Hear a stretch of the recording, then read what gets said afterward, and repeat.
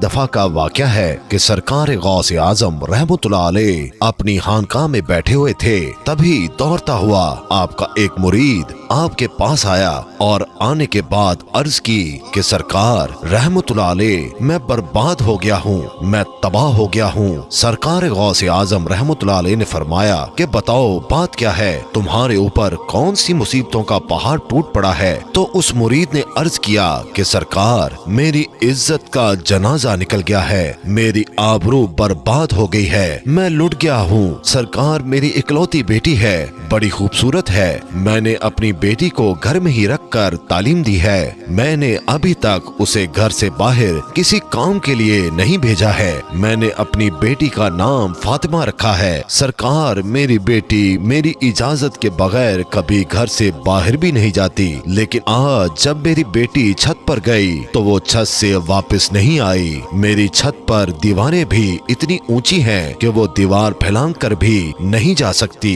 लेकिन फिर भी मैंने अपने दिल को तसल्ली देते हुए अपने आस पड़ोस में पता करवा लिया और रिश्तेदारों में भी पता करवा लिया है, मगर कहीं भी मेरी बेटी का नामो निशान नहीं मिला है। सरकार गौसे आजम रहमतुल्लाह अलैह मुझे मेरी बेटी चाहिए और जिंदा चाहिए। सरकार गौसे आजम रहमतुल्लाह अलैह ने फरमाया ठहर जाओ, और सरकार गौसे आजम ने अपनी आंखों को बंद कर लिया। चंद ही लम्हों के बाद आंखें खोली और अपने उस मुरीद से फरमाते हैं अपने दिल की बेताबी को दूर कर दो, तुम्हारी बेटी आज ही मिलेगी और जिंदा मिलेगी और पूरी इज्जत के साथ मिलेगी। फिर सरकार गौसे आजम रहमतुल्लाह अलैह ने फरमाया ऐ मेरे मुरीद क्या तुम जानते हो करब के वीराने को। तो उस मुरीद ने अर्ज किया सरकार वो तो बड़ा भयानक जंगल है, बड़ा दहशतनाक जंगल है, दिन में भी वहाँ जाते हुए डर लगता है। तो हजूर गौसे आजम रहमतुल्लाह अलैह ने फरमाया कि तुम करब के वीराने में चले जाओ, पहला किला छोड़ देना, दूसरा किला भी छोड़ देना और तीसरे किले की चोटी पर जाकर बैठ जाओ, वहाँ जाकर मेरा नाम लेना और पढ़कर अपनी उंगली पर दम कर लेना और अपने चारों तरफ एक लकीर खींच लेना।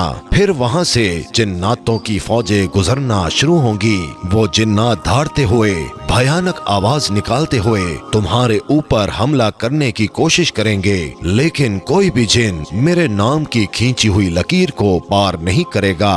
जब वो तमाम जिन्नात की फौज चली जाएगी तो आखिर में शहंशाह जिन्नात की सवारी आएगी और वो शहंशाह जिन्नात इतना ताकतवर है कि वो बड़े बड़े पहाड़ों और दरख्तों को उखाड़ सकता है, वो सब काम तो कर सकता है, लेकिन मेरे नाम की खींची हुई लकीर को वो भी पार नहीं कर सकता।